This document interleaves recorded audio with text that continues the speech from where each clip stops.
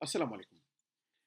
কোরআনে কনশাসনেস নিয়ে কথা বলার জন্য আমার কাছে রিকোয়েস্ট এসেছে। বিশেষ করে একজন সুপরিচিত মিডিয়া ব্যক্তিত্ব, যিনি আ কোরআনে কনশাসনেস এর অবস্থানের কারণে অ্যা ইসলামে ফেরত এসেছেন। আরো অনেকেই ফেরত এসেছে। অনেকদিন ধরে আমাকে কিছু লোকজন বলার চেষ্টা করছে। কনশাসনেস সম্পর্কে কোরআন কি বলছে? মানুষের সৃষ্টি এবং পুনরুত্থান নিয়ে কোরআনের স্পষ্ট অবস্থান কি? এ বিষয়ে কথা বলার জন্যে। দেখুন, ১ম এই আমি কোরআন থেকেই আমার আ বক্তব্যের সারনির্যাস তুলে ধরব। আ যে আয়াতের উপর ভিত্তি করে সেটি আপনাদেরকে তুলে ধরছি। সূরা সাজদার ৮ নম্বর আয়াত, ৯ নম্বর আয়াত, আম ৮, ৯, ১০ না ৭, ৮, ৯। বিসমিল্লাহির রহমানির রহিম। আল্লাহ পাক বলছেন, আ আল্লাযী আহসানা কুল্লা শাইইন খালাকাহু ওয়া বাদা খালকাল ইনসানি মিন তিন। এর পরের আয়াতটি হচ্ছে সুম্মা জাআলা নাসলাহু মিন সুলালাতিন মিন মাইন মাহিন। এরপরে আল্লাহ পাক বলছেন যে সুম্মা সাওয়াহু ওয়া নাফাকা ফীহি মির রূহিহি ওয়া জাআলা লাকুমুস সামআ ওয়াল আবসারা ওয়াল আফইদা কালিলাম মা তাশকুরুন। কোরআন যে কথাটি বলছে যে আদম আলাইহিস সালামের সৃষ্টিটি শুরু হয়েছে মাটি থেকে। এরপরে আল্লাহ পাক বলছেন আ সুম্মা জাআলা নাসলাহু মিন সুলালাতিন মিন মাইন মাহিন। যে এরপরে উনি উনার নসলকে, এখানে নসল অর্থ কেউ বংশ, বংশের প্রারম্ভিকা বলে, বংশের সূচনার কথা বলেন। আর কেউ বলেন এই নাসল হচ্ছে সিড। অর্থাৎ মাটি থেকে, আহ, সুলালাতি মাহিন থেকে উনি নাসল, আহ, বীজ সৃষ্টি করেছেন। এরপরে কি করেছেন এই থেকে, মানে উনি মানুষের সৃষ্টিটা মাটি থেকে শুরু করলেন। আরেক জায়গায় বলা হয়েছে আহ জালা নাসলাহু মিন সুলালাতিন মিন তিন, অর্থাৎ তিন এবং আহ, এক ধরনের উইক পানি, অ্যালকালাইন ওয়াটারের সম্মিলিত সংমিশ্রণে একটি নাসল অথবা বীজ অথবা বংশ পরস্পরার প্রারম্ভিক উনি শুরু করেছেন। এরপরে উনি আমাদেরকে, আদম আলাহিসাল্লামকে এবং একটি আহ, আহ, মানব সন্তান যখন মায়ের পেটে থাকে, ফার্টিলাইজড হওয়ার পরে আহ, এটিকে মানে বিভিন্ন অঙ্গ ১২০ দিনের মাথা, ২০ দিনের পূর্বে বিভিন্ন অঙ্গ প্রত্যঙ্গ প্রায় সৃষ্টি হয়ে যায়। তো এগুলাকে উনি সুসংগঠিত করেন। উনি বলছেন সোম্মা সাওয়াহু, এটাকে সুসংগঠিত করলেন। এরপরে ওয়ানাফাকা ফীহি মির রূহিহি, এরপরে আল্লাহ পাক তার সৃষ্ট একটি রূহ এর মধ্যে ফুঁকে দিলেন। এটি কখন? আদম আলাইসাল্লামকে সুসংগঠিত করার পরে, মাটি থেকে সৃষ্টিটি শুরুর পরে ফুঁকে দিলেন। এবং হাদিসে স্পষ্ট রয়েছে, বোখারি মুসলিম দুই জায়গাতে, ১২০ দিনের মাথায় আহ, এই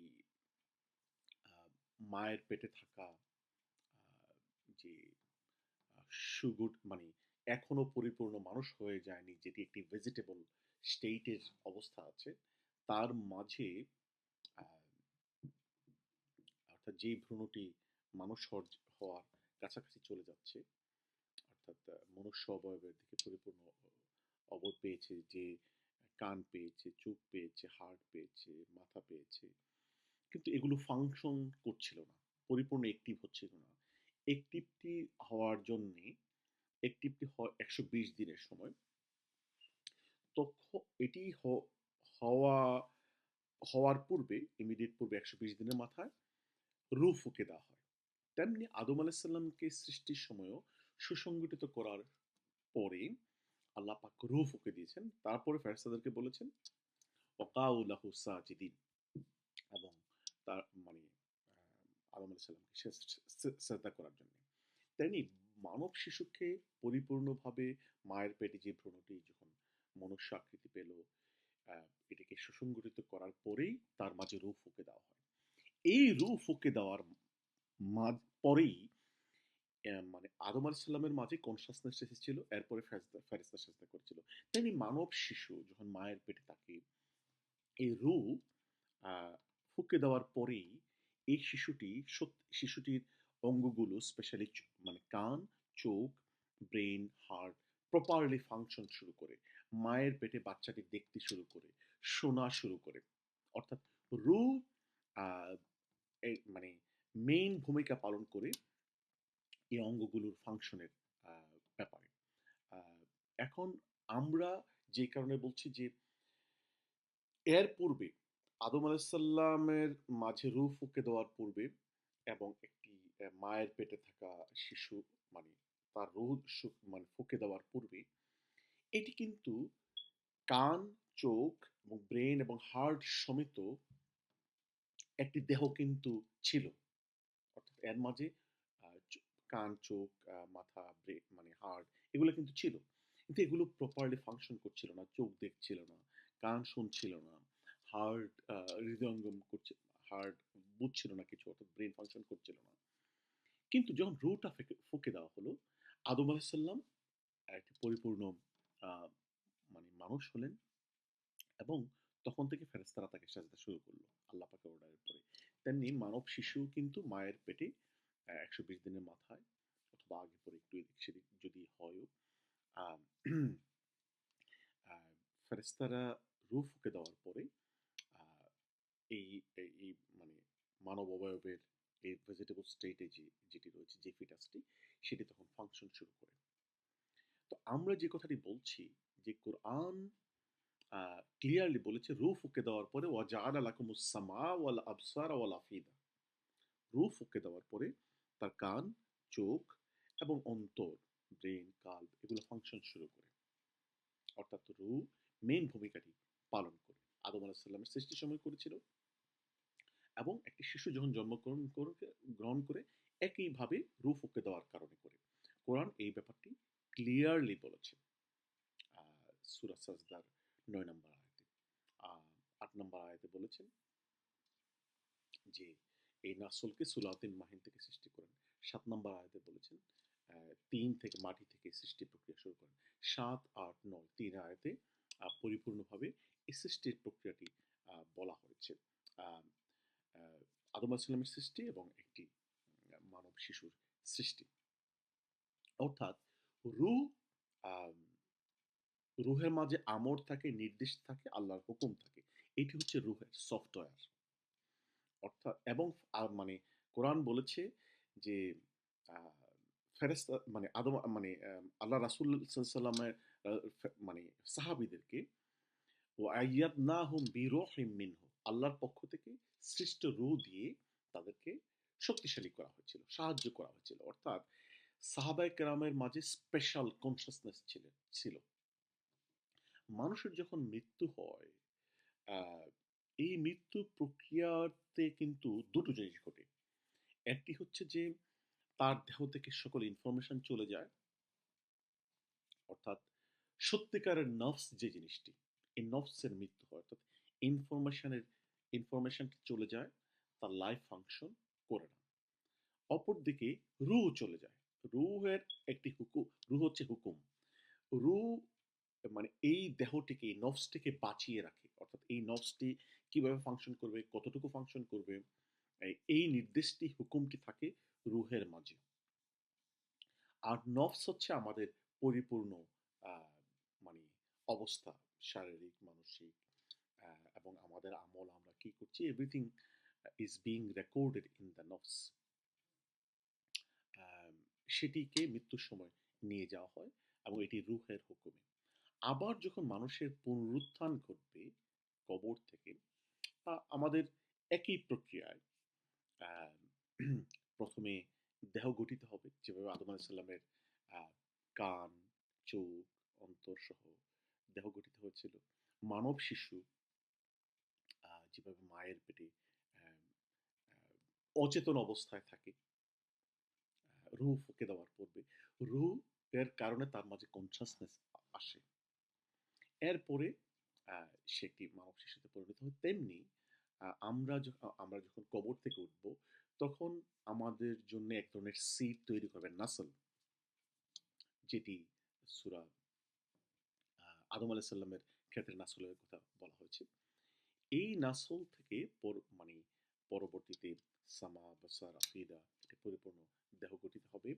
আহ, কিন্তু এগুলো ফাংশন করবে না আনলেস আল্লাহ পাক প্রত্যেক মানুষের মাঝে রূহ ফুঁকে দেন। রূহ হচ্ছে মেইন ইফেক্টিভ কারণ, যার কারণে আহ, মানুষের কনসাসনেস ফিরে আসে। দেখুন, আমরা যখন ঘুমাই, কেউ বলে ঘুম মৃত্যু অবস্থা, মৃত অবস্থায়, কিন্তু আসলে কি মানুষটি মরে যায়? সে মরে যায় না, সে আসলে অচেতন অবস্থায় থাকে। অর্থাৎ তার তার রূহ, কনসাসনেস তার মাঝে কাজ করে না। মানুষের যখন অপারেশন হয়, তখন কি মানুষ মরে যায়? সে কিন্তু মরে যায় না, অর্থাৎ তার মাঝে কনসাসনেস কাজ করে না। যারা কোমায় থাকে অনেকে, সেই মানুষটি কি মরে যায়? অর্থাৎ তার কি চোখ চোখ ধ্বংস হয়ে যায়, নষ্ট হয়ে যায়? না। তার কান নষ্ট হয়ে যায়? না। তার ব্রেন নষ্ট হয়ে যায়? না। বরং কোমায় থাকলে, অপারেশনের পরে যে অচেতন অবস্থা থাকে, অথবা অপারেশনের সময়, অথবা অথবা আমরা ঘুমের সময়, আমরা কিন্তু অচেতন অবস্থা থাকি, অর্থাৎ আমাদের কনসাসনেস থাকে না। যখন কনসাসনেস ফেরত আসে, অর্থাৎ রু যখন ফাংশন করে ফেলে আপনার নফসের উপর, দেহের উপর, আপনার সত্তার উপর, তখন আপনার দেহ, সত্তা, নফস আহ, জেগে ওঠে। অর্থাৎ ঘুমন্ত ব্যক্তি যিনি অচেতন ছিলেন, রুহের কারণে রুহকে কানেকশন দেওয়া হয় আমাদের বডিতে, আমাদের নফসে। তখন বডি ফাংশন করা শুরু করে। কোমায় যে থাকে, আহ, হাসপাতালে অনেকেই কোমায় থাকে, রু যদি ফাংশন না করে, তার বডির চোখ, কান, মাথা কাজ করলেও এটি সত্যিকার একটি ফাংশনিং স্টেটে থাকে না।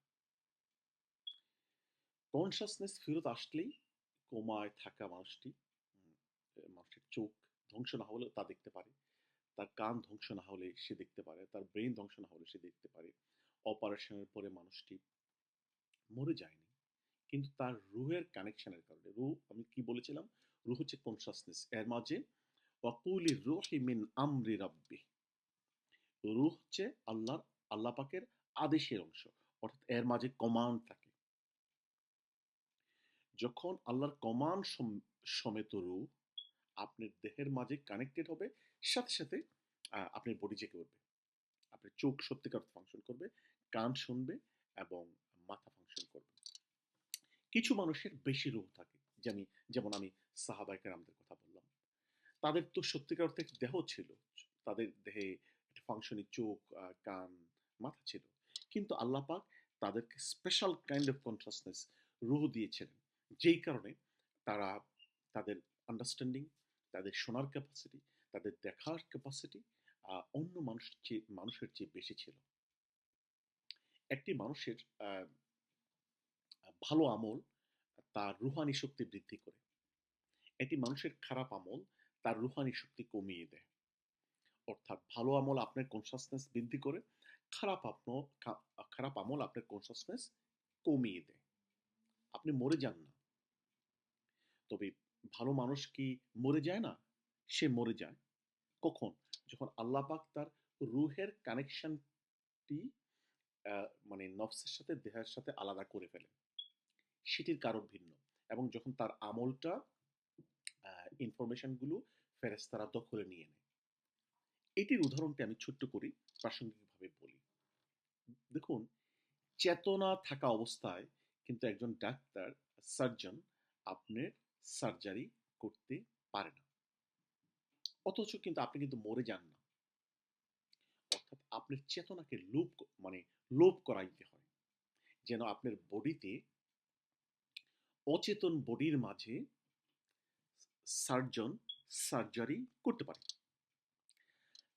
আমরা যখন ঘুমাই, আমাদের বডিতেও এক ধরনের সার্জারি চলে। কেন চলে? কারণ ফেরেশতারা আমাদের বডি থেকে প্রত্যেক মানুষের আমল প্রতি রাতে নিয়ে নেয় এবং সেটি নেওয়ার জন্যে আ সার্জারিটি করার জন্যে আমাদেরকে এই মানে অপারেশন করার সিস্টেমে আমাদেরকে অচেতন করা হয়। অর্থাৎ রূহটাকে সরিয়ে নেওয়া হয়। অর্থাৎ রূহ বডির সাথে ফাংশন করে না। তো সার্জনরা কি করে? আমাদেরকে ঘুমের ওষুধ দিয়ে আ আ উনারা আমাদের চেতনাকে লোপ করে দেয়। অর্থাৎ লোপ করাই দেয়। অর্থাৎ চেতনা এবং চেতনা সরানোর কারণে আপনার বডি অচেতন হয়ে যায়। সার্জন যেন সার্জারি করতে পারে। একটা পর্যায়ে ডাক্তারও বলতে পারে না। কোমার তে যারা ডাক্তার স্পেশালিস্ট থাকেন, ওনারাও কিন্তু বলতে পারেন না যে কোমায় থাকা অথবা অপারেশনের পরে প্রত্যেক মানুষের কনসাসনেস একই সময়ে আসবে। ধরুন ২ টা লোকের অপারেশন হলো। ডাক্তার স্পষ্ট করে বলতে পারবে না যে ২ টা লোকেরই কনসাসনেস ফেরত আসবে ৩ ঘন্টা সময়ের মাঝে অথবা ২ ঘন্টা সময়ের মাঝে। কারোর কনসাসনেস আগে আসে ফেরত, কারোর কনসাসনেস একটু পরে আসে। মানে অর্থাৎ একই সময়ে হওয়ার কোনো গ্যারান্টি কোনো সার্জন দিতে পারে না। কার কনসাসনেস কখন আসবে এটি আল্লাহ রাব্বুল আলামিন আহ, তার কন্ট্রোলে রাখেন। রুহকে অর্ডার দেন, রুহ তার বডির সাথে কানেক্টেড হয়ে যায়। আহ, আপাতত কনসাসনেস রুহ মানুষের মানে পুনরুত্থান নিয়ে আহ, আমাদের এই বক্তব্য। ইন ফিউচার আমরা এ সংক্রান্ত ব্যাপারে আরো ইনফরমেশন নিয়ে হাজির হবো। আসসালামু আলাইকুম।